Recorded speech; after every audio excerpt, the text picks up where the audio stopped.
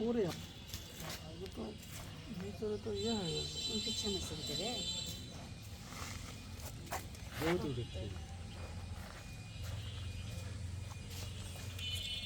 এটা অনেক শক্ত। সেট ধরে সেক দিয়েছি আমি এমনি। সেক দেওয়া নয়, এটা তো মনে হচ্ছে যে এখানে ইয়া জমা হয়ে গেছে। প্রস্রাব পায়খানার যে নালী আছে না, শুধু এখানে না, একবারে ব্লাডার থেকে এই যে আমার সন্দেহ তো ওই রকম। এই যে দেখেন এইভাবে ধরেন, এই যে। কিন্তু পায়খানা করেছিস খুব সুন্দরই তো, পায়খানা ভালো। একবারে ব্লাডার থেকে ওর যে ডিফর্ম যে অ্যাম্বিলিক্যাল কর্ড, ওর ভিতরে এসে ময়লা জমছে, ওর উপর পুষ্টি ইয়া জমে গেছে। এটা কেটে ফেলে দেন, এটা কেটে ফেলে দেখেন তো এখান থেকে কিছু আসে কিনা। আসবে না এখন, আসবে না আসবে না, সময় লাগবে। কাটে দিলে তো ব্লাড আসবে না না, এখানে কাটলে হবে না।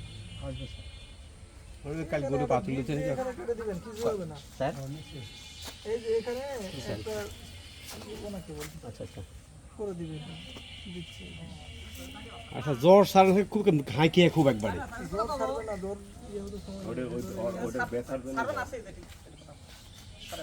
কে সবুজ